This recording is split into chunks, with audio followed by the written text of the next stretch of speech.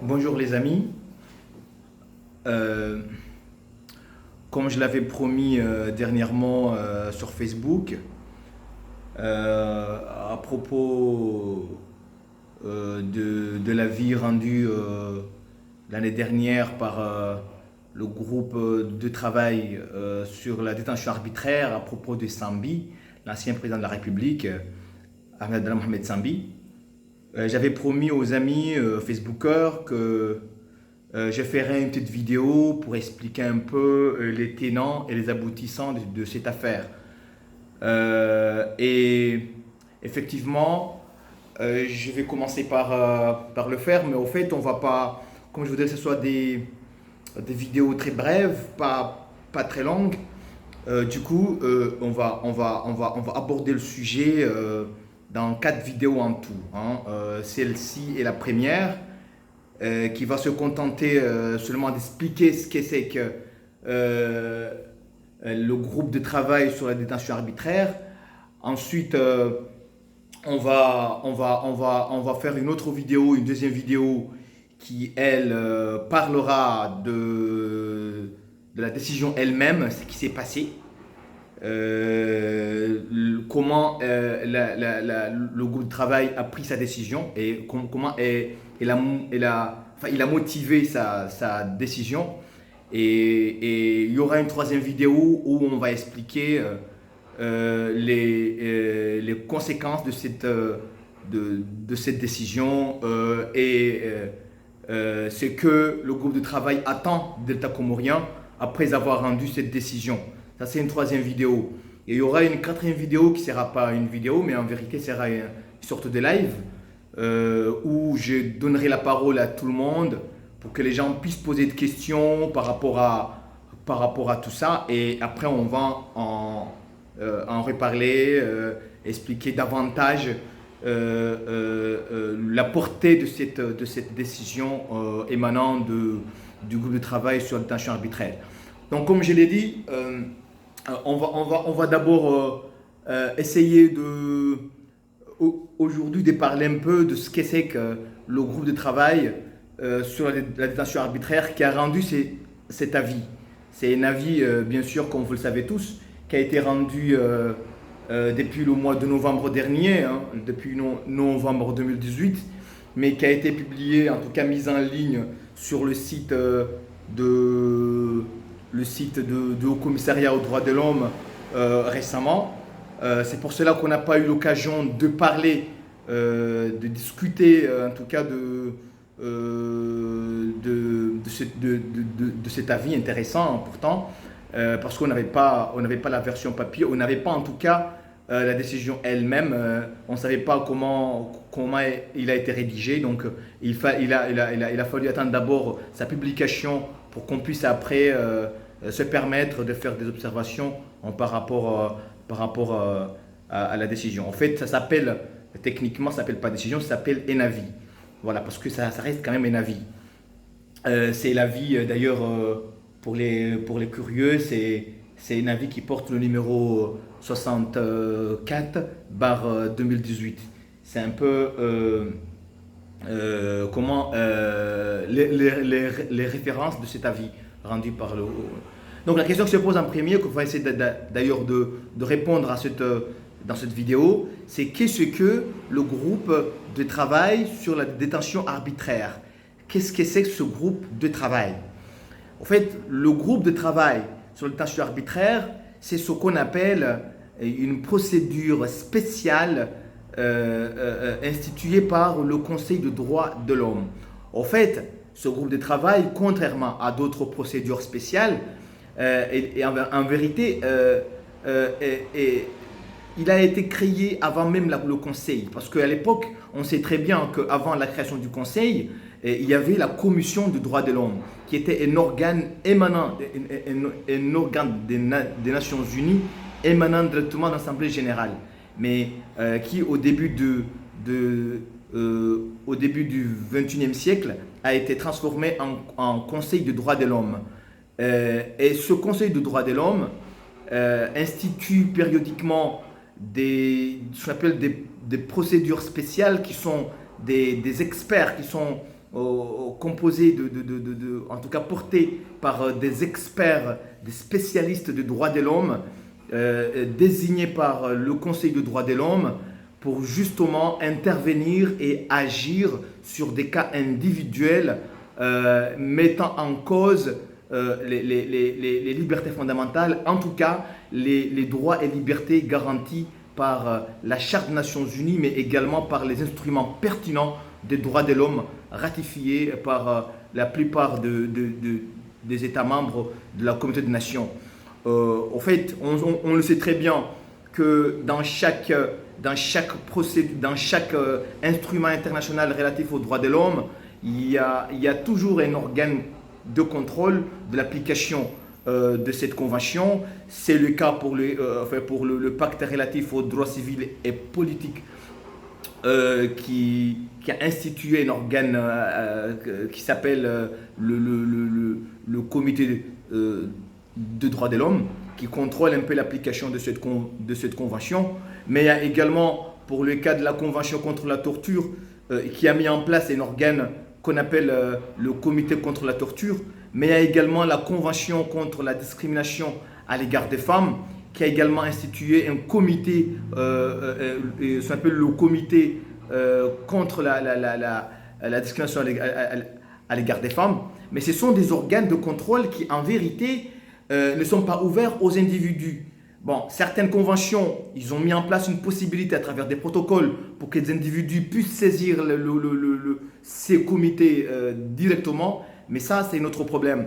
Mais la plupart d'entre eux, mais en général, sont des comités qui essaient de contrôler l'application des conventions relatives aux droits de l'homme par les États. Ça veut dire que seuls les États peuvent saisir ces organes. Et surtout, ces organes ne se contentent pas d'examiner des cas individuels, mais plutôt ils examinent l'état général de l'application de la convention par l'État concerné. Donc, ce qui est différent avec les procédures spéciales, parce que comme on va essayer de l'expliquer, pour le cas du groupe de travail sur la détention arbitraire, c'est un autre problème. Parce que c'est au fait un organe qui fonctionne carrément, quasiment comme une commission d'enquête. Au fait, c'est un peu ce qu'on appelle communément une procédure parajudiciaire. C'est vrai, elle n'est pas contraignante, mais la procédure qui entoure, les précautions qui entourent la procédure devant le groupe de travail, c'est une procédure qui se rapproche d'une procédure normale devant un tribunal normal. Voilà, c'est pour cela qu'on dit que c'est un organe parajudiciaire, en sorte de Nations Unies, parce que pas seulement il examine des cas individuels, mais pas le cas global d'un pays ayant respecté ou pas les conventions. Il se contente d'examiner un cas précis d'un individu précis qui estime que ses droits émanant des conventions internationales ne sont pas respectés. Ce qui est le propre d'un tribunal. Mais également, ça se fait selon les règles régissant les procédures devant un tribunal, comme le procédure du comme le principe du contradictoire, mais également des décisions motivées, parce qu'ils sont obligés, quand ils rendent ces avis-là, ils sont obligés de les motiver. Donc, pour revenir sur le groupe de travail sur la détention arbitraire, on va tout simplement dire que c'est un organe qui a été créé depuis 1991. En vérité, c'est la Commission de droits de l'homme qui avait créé pour la première fois ce groupe de travail et qui a été chargé effectivement d'examiner les choses, d'examiner les cas individuels de violation des droits de l'homme, plus précisément pour ce qui concerne des détentions arbitraires. Ça veut dire qu'il n'a pas le droit d'examiner, il n'a pas une compétence générale sur les conventions relatives aux droits de l'homme, mais ce groupe de travail a un champ très clair qui ne peut concerner que les détentions arbitraires. Ça veut dire que les seules personnes qui peuvent saisir cet organe, enfin en tout cas, ils ne peuvent le faire que pour invoquer plutôt une détention qu'eux estiment étant arbitraire. Donc s'il n'y a pas de détention, déjà, on ne peut pas parler d'une saisine du groupe de travail sur détention arbitraire. Parce qu'il faut d'abord le saisir pour aller dénoncer une détention estimée arbitraire. Mais c'est quoi, au fait, une détention arbitraire selon le groupe de travail sur la détention arbitraire? C'est quoi, au fait, une détention arbitraire? Le groupe de travail fonctionne selon les textes qui l'ont créé, qui sont des textes émanant du Conseil de droits de l'homme des Nations Unies. Donc, en fait, c'est elle qui lui a attribué les compétences, ses compétences, mais cette procédure ne peut pas aussi fonctionner sans un règlement intérieur, mais ils ont également ce qu'on appelle un document sur les méthodes de travail. Ils se sont mis d'accord sur comment travailler. Donc du coup, l'une des choses sur lesquelles les experts qui composent cette commission se sont mis d'accord pour définir, c'est effectivement ce qu'eux entendent par détention arbitraire.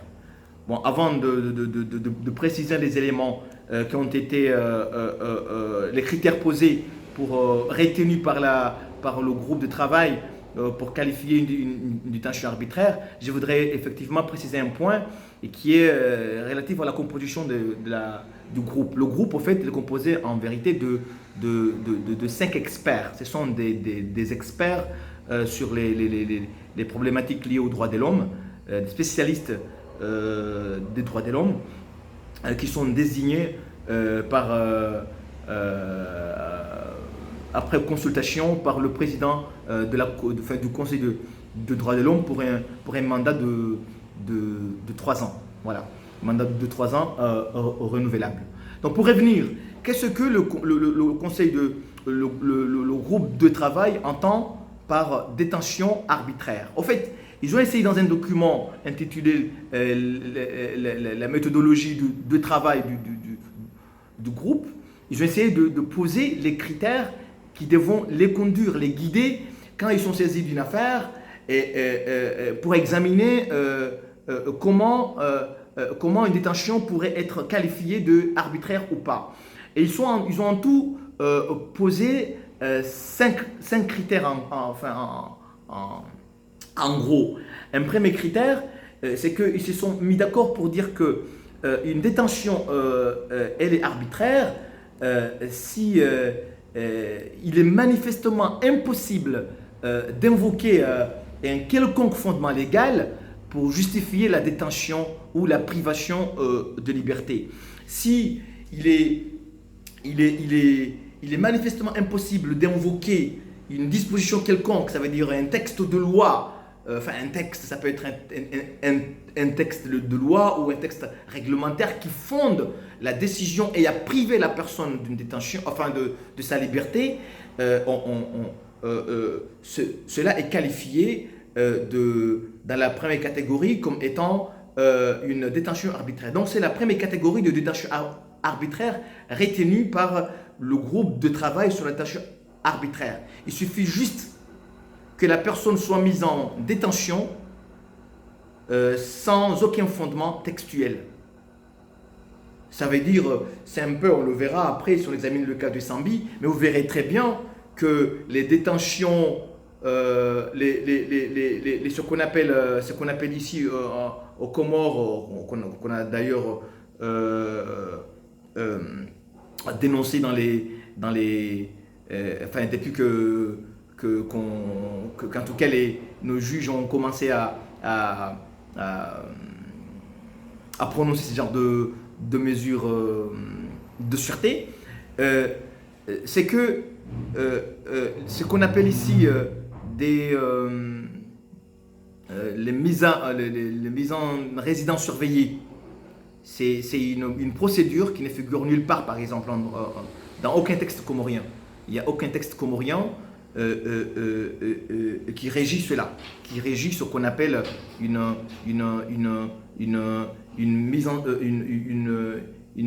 sous surveillance, comment dirais-je, j'ai oublié, une mise, ce qu'on appelle une résidence surveillée, voilà. La résidence surveillée, c'est quelque chose qui n'existe nulle part dans aucun texte comorien. Donc, par exemple, cela pourrait être qualifié comme étant une détention arbitraire selon la première catégorie retenue par le groupe de travail sur la détention arbitraire. Mais il y a également une deuxième catégorie. Quand est-ce qu'on parle de détention provisoire? La deuxième catégorie de détention provisoire retenue par le groupe de travail, c'est effectivement lorsque la privation de liberté résulte de l'exercice d'un des libertés et droits garantis par la Déclaration universelle des droits de l'homme, que nous allons d'ailleurs citer, parce que ce sont des droits et libertés spécifiques cités clairement par le groupe de travail. Donc si une personne est privé de sa liberté parce qu'il a voulu exercer un de ce droit que nous allons citer tout à l'heure, le groupe de travail considère cela comme étant une détention arbitraire de la catégorie 2. Et c'est quoi ces droits? Ce sont des droits qui sont définis dans la Déclaration universelle des droits de l'homme, mais également dans le pacte relatif aux droits civils et politiques des Nations Unies. C'est d'abord le droit garanti par l'article 7 de la Déclaration universelle des droits de l'homme, qui est d'ailleurs un document ayant valeur constitutionnelle aux Comores, qui est le principe de l'égalité et de la non-discrimination. Le principe d'égalité et de la non-discrimination est un principe fondamental du droit de l'homme qui ne peut souffrir d'aucune exception et qui au fait a été érigé par le groupe de travail pour justifier une détention arbitraire. Ça veut dire qu'une personne qui a été mise en détention parce qu'il a voulu exercer son droit à ne pas être discriminé constituerait en soi une détention provisoire, une détention arbitraire au sens de la catégorie 2 des critères posés par le groupe de travail. Donc c'est d'abord l'article 7. Ça veut dire si la personne est détenue parce qu'il a voulu exercer son droit à ne pas être discriminé, que ce soit une discrimination sexuelle, que ce soit raciale, que ce soit d'origine nationale, que ce soit religieuse, que ce soit une discrimination fondée sur l'origine insulaire ou d'autres, effectivement, si il a été détenu pour cela, la détention sera considérée comme étant arbitraire. Mais il y a également un autre article cité dans cette catégorie même, qui est l'article 13, qui lui protège la liberté d'aller et venir. L'article 13, c'est l'article 13 de la Déclaration universelle des droits de l'homme protège le droit d'aller et venir. Si une personne a été mise en détention pour avoir voulu exercer son droit d'aller et venir, alors le groupe de travail se permet de qualifier cela de détention arbitraire. Il y a également l'article 14, les libertés et droits garantis par l'article 14, qui est en l'occurrence le droit d'asile. Le droit d'asile, il est bien défini dans l'article 14 de la Déclaration universelle des droits de l'homme. Si on empêche un individu ou une personne de pouvoir chercher asile auprès d'une autre puissance étrangère afin de se protéger contre l'arbitraire de son état d'origine ou de n'importe quel état, et que pour cela on l'a mis en détention, il s'est retrouvé en détention pour cela, effectivement, cette détention sera considérée comme étant arbitraire.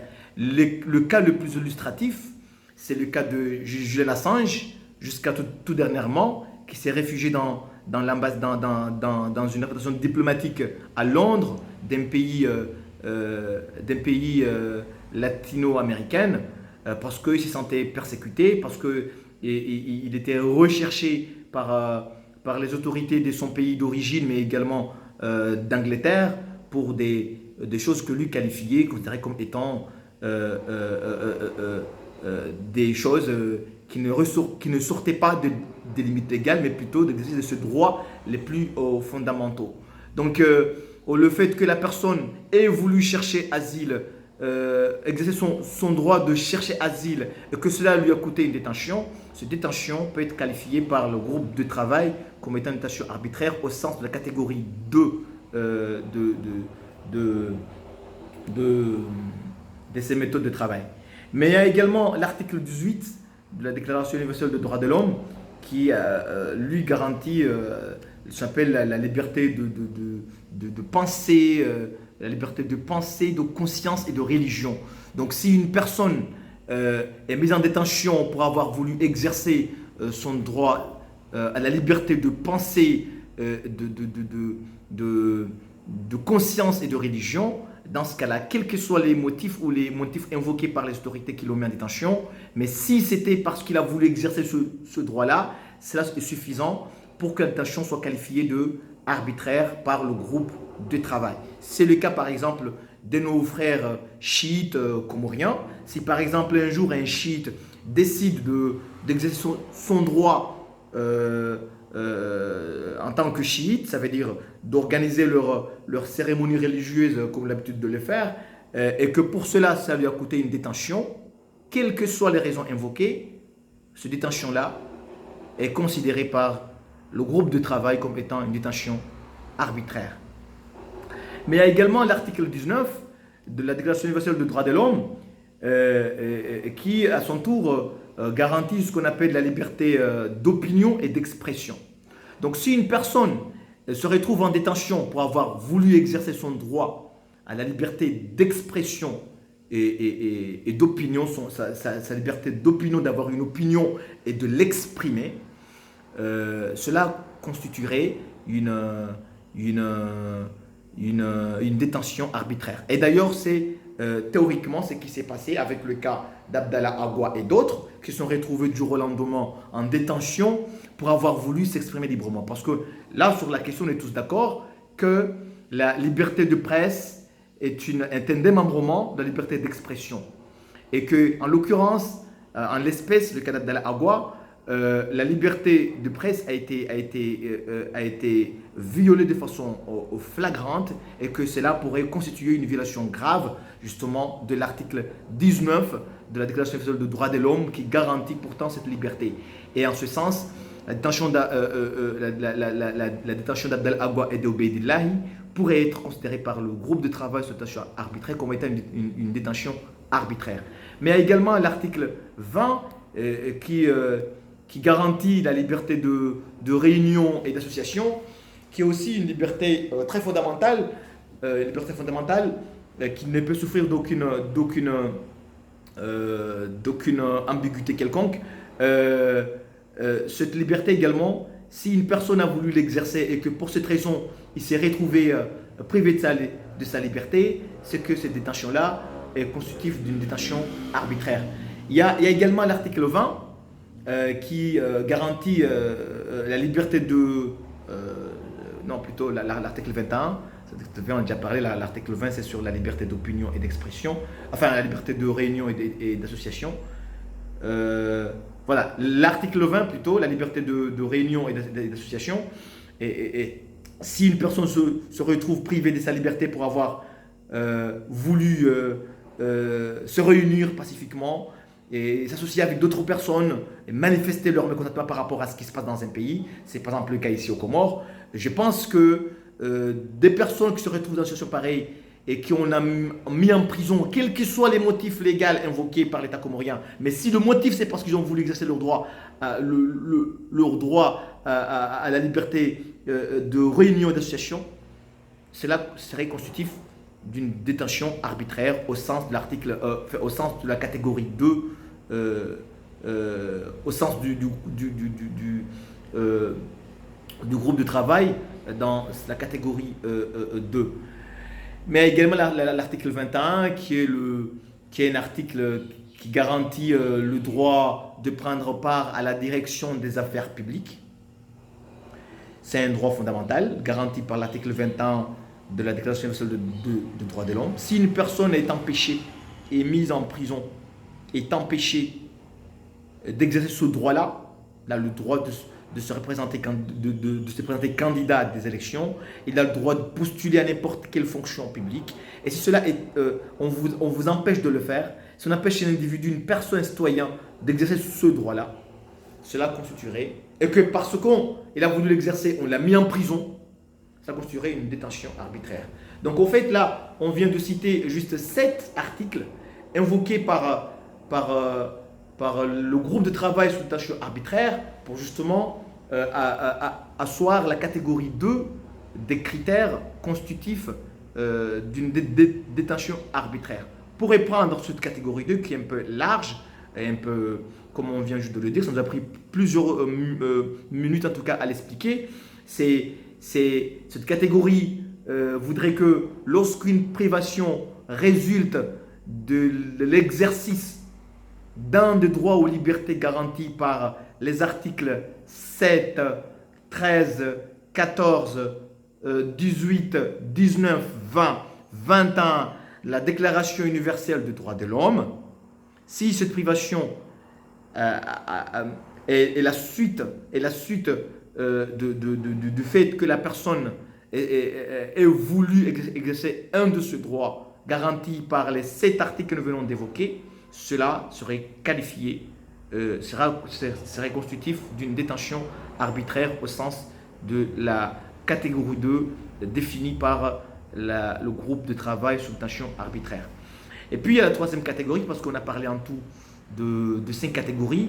Là pour le moment on a stické les 2, mais là pour la quatrième catégorie, on peut parler de détention arbitraire lorsqu'il y a une observation totale ou partielle des normes internationales relatives au droit à un procès équitable, telles que ces normes sont définies par la Déclaration universelle des droits de l'homme, mais également par les instruments pertinents, les instruments internationaux pertinents en matière de droits de l'homme.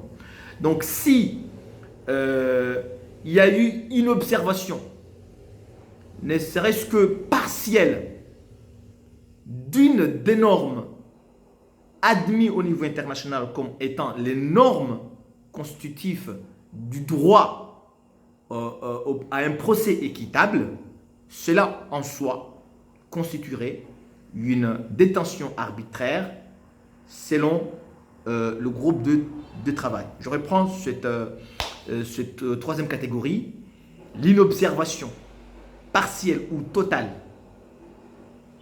des normes internationales établies par la Déclaration universelle des droits de l'homme et des instruments internationaux relatifs aux droits de l'homme, si cette observation est d'une gravité d'une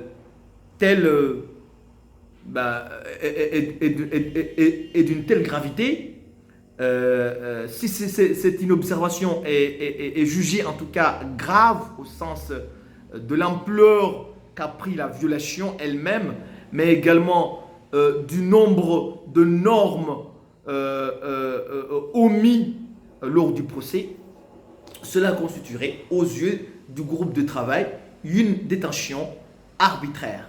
On peut prendre le cas, un exemple, par exemple, ce qui s'est passé récemment aux Comores avec la Cour de sûreté, qui est en fait une Cour de sûreté qui ne respecte pas du tout ces normes-là, enfin pour être précis, les normes internationaux relatives à un procès équitable, qui voudrait que la personne inculpée, en tout cas mise en cause, puisse bénéficier d'une défense, qui puisse avoir droit à un avocat, à un défenseur. Si il n'a pas le moyen, que l'État puisse lui commettre un avocat d'office. Mais il y a aussi également comme norme internationale relative au droit à un procès équitable, il y a également le principe du contradictoire, que les preuves sur lesquelles va s'appuyer le ministère public pour obtenir la condamnation puissent être rendues publiques lors du procès, et que la personne inculpée puisse se défendre dans les meilleures conditions, dans le respect de ce qu'on appelle l'égalité des armes entre la défense et le ministère public. Si ce principe-là n'est pas respecté, et effectivement c'est une norme fondamentale en matière de procès équitable, cela constituerait une violation, cela constituerait plutôt une détention arbitraire. La détention qui émanerait d'une décision d'un tribunal qui n'a pas respecté ce principe serait considérée comme étant une détention arbitraire, quelle que soit la véracité des faits. Du moment où on n'a pas donné ces garanties-là, on n'a pas accordé ces garanties-là à un procès équitable à l'inculpé, cela constituerait une détention arbitraire. Et là, j'ai cité le cas du droit à la défense, qui est une norme internationale relative au droit à un procès équitable. Il y a également le contradictoire. Il y a également le droit de contre-interroger, le droit pour l'inculpé de contre-interroger les témoins à charge, mais il y a également son droit de faire comparaître des témoins à des charges, mais il y a également le droit d'être jugé dans un délai raisonnable. Il y a également le droit de faire appel, c'est important de souligner ce point-là, le droit de faire appel devant une juridiction supérieure d'une décision l'ayant condamné en première instance. Ça, c'est un droit fondamental, c'est un droit qui fait partie des normes internationales relatives au droit à un procès équitable. Et on sait très bien que tous ces éléments-là ont fait défaut lors des dernières audiences de la Cour de sûreté.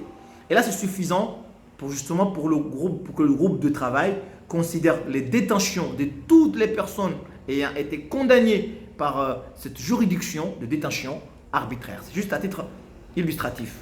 Et il y a aussi la quatrième catégorie de détention arbitraire, c'est lorsque des demandeurs d'asile, des immigrants et des réfugiés font l'objet d'une rétention administrative prolongée sans possibilité de contrôle ou de recours administratif ou juridictionnel. Si par exemple un État décide de mettre en détention administrative ou en rétention administrative des réfugiés, des demandeurs d'asile ou des immigrants dans des délais qui dépassent le raisonnable et des délais prolongés, sans possibilité que ces gens-là soient amenés devant une autorité qui va statuer sur la légalité et de l'arrestation, mais également la légalité de la détention, cela constituerait en soi une détention arbitraire. Si ces critères-là, ne sont pas respectés, si, pour revenir, pour répéter, ces personnes-là détenues, parce que chaque État a le droit de mettre en place des procédures pour empêcher à ce que des personnes puissent pénétrer dans leur territoire sans aucune autorisation, et pour cela, ils ont le droit de les retenir quelque part, mais en les retenant, ils ont l'obligation de respecter ce préalable qui est de le présenter dans les meilleurs délais devant une autorité administrative ou juridictionnelle pour que cette autorité statue, contrôle en tout cas cette détention, puisse répondre à la question de savoir si l'arrestation était légale et si la détention répond aux critères légaux. Ça n'a rien à voir avec l'infraction qu'on pourrait lui reprocher par la suite d'entrée clandestine dans un territoire, dans le territoire comorien ou dans un autre territoire. Indépendamment de cela, il faudrait que ces personnes-là ne restent pas longtemps en détention dans un délai prolongé, de façon déraisonnable. Voilà. C'est la quatrième catégorie de détention provisoire, de détention arbitraire définie par le groupe de travail. Et pour finir, c'est la catégorie 5 qui, elle, voudrait il se confond un peu avec la catégorie 2, mais bon, on va essayer d'y aller pour expliquer ce que c'est. C'est lorsque la privation de liberté constitue une violation du droit international pour des raisons de discrimination fondées sur la naissance, l'origine nationale, ethnique ou sociale, la langue, la religion, la situation économique, l'opinion politique ou autre, le sexe, l'orientation sexuelle, le handicap ou toute autre situation qui tend ou qui peut conduire à ignorer le principe d'égalité. Au fait, c'est une catégorie qui protège les gens en cas de discrimination de non-respect du principe d'égalité. En fait, ça se rapproche plus de trois autres catégories citées en haut, à la différence que ici on parle d'une violation du droit international. Ça veut dire que il ne suffit pas d'invoquer l'article 7, l'article 13, 14, 18, 19, 20, 21 pour faire asseoir la détention arbitraire, mais il suffit juste, on peut juste faire appel à d'autres instruments qui ne sont pas les instruments, on peut juste faire appel à des instruments internationaux différents de la Déclaration universelle des droits de l'homme, autres que la Déclaration universelle des droits de l'homme, ou du pacte relatif aux droits civils et politiques, pour justement asseoir cette qualificatif d'arbitraire à cette détention. Ça veut dire que cette cinquième catégorie nous permet de faire appel à d'autres conventions comme la convention relative aux droits des personnes handicapées, la convention relative la convention internationale contre la discrimination à l'égard des femmes, la convention internationale contre la discrimination raciale. Il y a également la convention internationale relative aux droits, le pacte international relatif aux droits économiques, sociaux et culturels, qui sont en fait des conventions qui garantissent, en tout cas qui, chacun à sa manière, dans sa catégorie, protègent le principe d'égalité et qui, en cas de violation, pas seulement la déclaration, mais également ces conventions-là, on peut estimer que la détention elle est arbitraire. Si cette détention est le résultat, d'une violation du droit international et qui a comme raison d'être une discrimination de quelle nature qu'elle soit, que ce soit une discrimination liée, fondée sur la naissance, l'origine nationale, la religion, l'orientation sexuelle, le genre, l'origine insulaire, la situation économique, l'opinion politique, mais également le handicap. Si cette détention est le résultat d'une violation pareille, une violation du droit international relatif à la non-discrimination et au droit à l'égalité, cela constituerait effectivement une détention arbitraire. Et j'ai été un peu plus long, donc je vais m'arrêter là, parce que justement, la prochaine vidéo, on va expliquer le cas de Sambi, ce qui a été décidé par le groupe de travail par rapport à cette situation de Sambi. Mais là, je voulais d'abord poser le cadre par rapport au groupe de travail, ce qui va nous permettre dans la prochaine vidéo d'expliquer davantage, de mieux en tout cas expliquer ce qui s'est passé et le pourquoi le groupe de travail a pris cette décision. Et je pourrais anticiper en vous disant que le groupe de travail a retenu la catégorie 1 et la catégorie 2 comme étant les types de catégories de détention arbitraire retenues pour le cas de Sambi.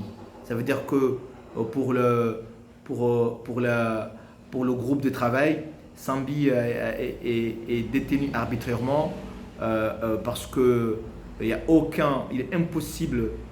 est manifestement impossible d'invoquer un fondement légal à sa détention.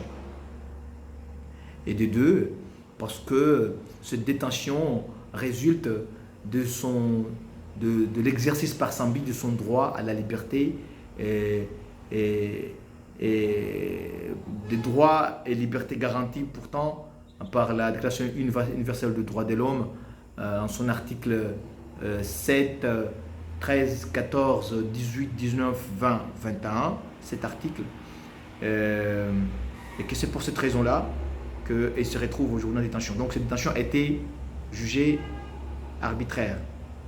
Et là, on va essayer la prochaine vidéo d'expliquer davantage pour distinguer la détention de Sambi avant que le juge d'instruction intervienne. Parce que la procédure qui a été intentée devant, devant le groupe de travail, c'était quand la mesure de détention a été prise par le ministre, par en tout cas le secrétaire général du ministère de l'Intérieur. Mais après, le juge d'instruction s'est intervenu